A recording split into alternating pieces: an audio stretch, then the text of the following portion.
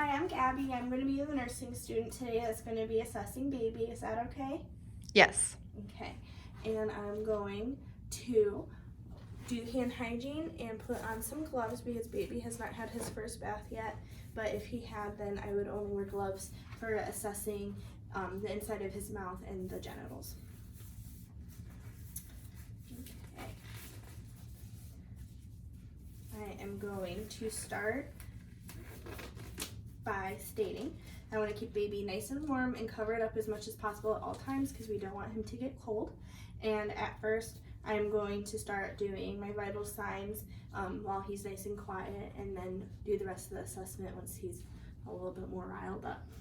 Okay, I don't have to get blood pressure because they did that right after birth and they only do it once, but I will take his temperature and it only goes under the arm. Normal temperature for baby is 97.5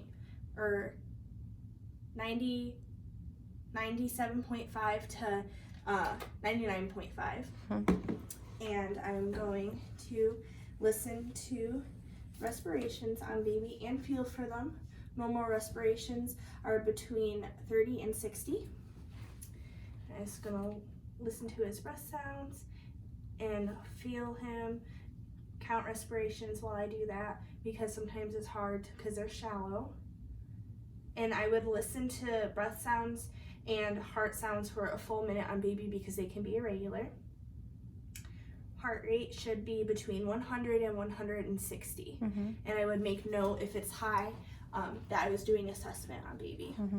What if the baby has a murmur? That's normal until all the parts of baby's heart and blood flow, arteries and vessels close off into an adult or normal side rhythm and flow. Okay, I did that, and I'm done with all my vitals. I'm gonna go up to baby's head. I'm gonna lift him up a little bit and take off his hat, and I'm gonna feel in circular motions all around the head for any lumps and bumps and fontanelles.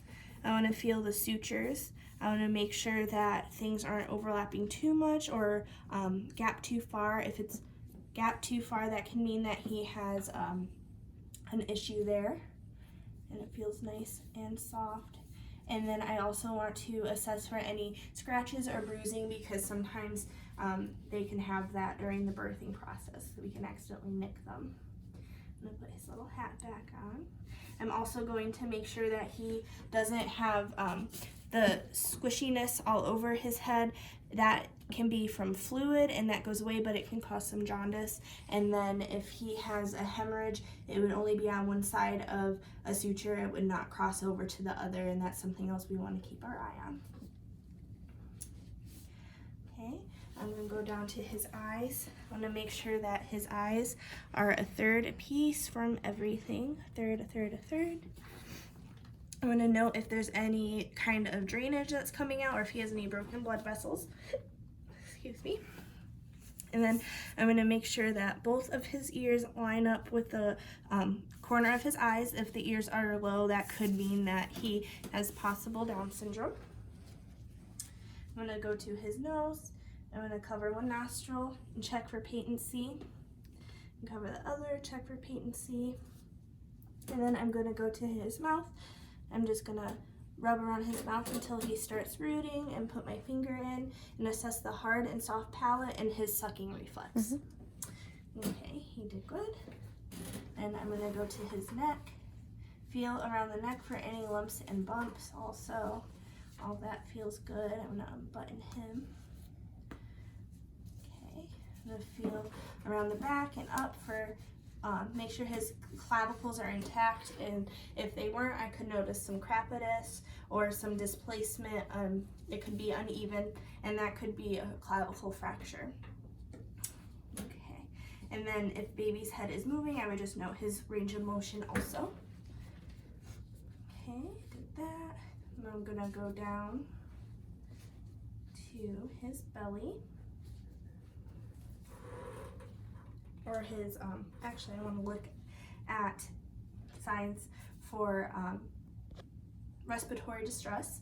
So I would look for nasal flaring, some grunting, the seesaw, breathing pattern and cyanosis. I will also look for breathing, cyanosis, and nasal flaring, grunting, seesaw breathing, cyanosis, and when the retraction, when the belly goes in too far. That could mean that he's having some distress. Okay, all of that looks good. I'm just going to take a quick listen to his bowel sounds. I would normally do that with the rest of the vitals and assessment. They are active. I'll ask Mom, has he been having bowel movements and urination? Yes. Okay, that is good. Now I'm going to unbutton him a little further. I'm going to take out his arms. I'm going to assess his skin, looking for any kind of rashes, any bruises, some stork bites. That looks good. His hands could have the acrocyanosis, which is when they get cold, and that's normal for newborns. Cover him back up. Okay,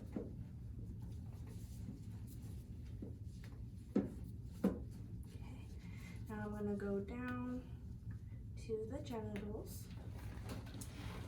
If this baby were a boy, I would assess to see if he is circumcised or if he is intact, and that means he's not circumcised. If he's not circumcised, I do not want to pull back the foreskin. That doesn't retract until they're toddlers. If he is circumcised, I want to know if there's any redness and if there's a bandage or any like petroleum jelly on his penis, and that all looks good. And then I'm going to check his inguinal canal, and I'm going to push in the inguinal canal and assess that each testy on the right and left side is distended. I'm going to go back up to the penis and make sure his urinary meatus is centered onto the tip of the penis. And if he, or if baby was a girl, I would want to make sure that the labia majora covers the labia minora. That means baby's full term. It's common if baby has whiteness, discharge of whiteness, and some bleeding discharged due to mom's hormones. And if baby is preterm, the labia minora and clitoris would be more prominent than the labia majora.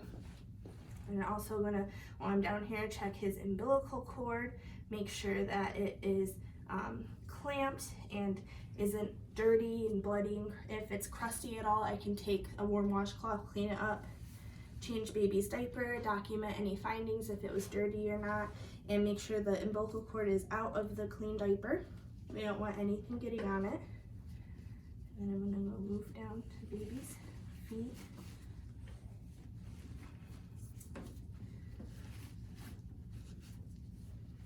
Okay. Going to make sure that baby's legs are even with each other. I'm going to look at the bottoms of the feet and check his creases. Make sure he has them. If baby has no creases, that could indicate that he is preterm. I'm going to count all of his toes. 1, 2, 3, 4, 5. 1, 2, 3, 4, 5. And fingers. 5. 5. And now I'm going to assess his reflexes. I'm checking the Babinski reflex. I'm going to go up and do a J, and he's going to fan out his toes. That is normal. Do the same here.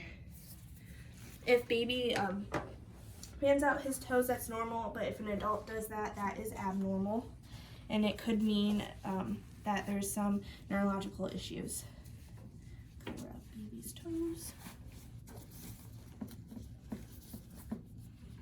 and keep him nice and warm. Okay, cover you up a little bit for now, bud.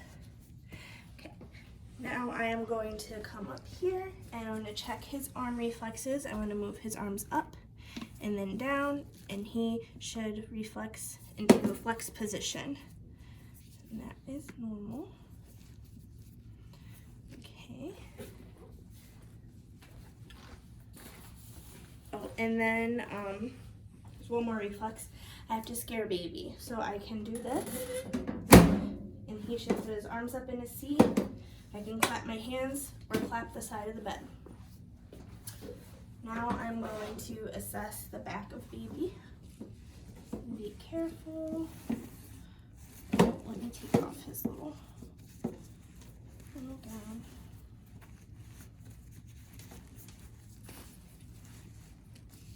I'm going to flip baby over gently. Check the back of his head, make sure all of that is okay. I'm going to assess baby's spine, make sure it's nice and midline. I'm going to assess right above the coccyx and make sure that he doesn't have a Mongolian spot. But if he does, it's normal in African Americans. We don't want him to have a dimple or a tuft of hair because he could have spina bifida if that were to be there. And then I want to make sure he has a nice gluteal smile. I'm also going to know any of the Mongolian spots, any more bruising, any stork bites or birthmarks. Okay, he looks good. And back over and get him dressed. I'm sorry, baby.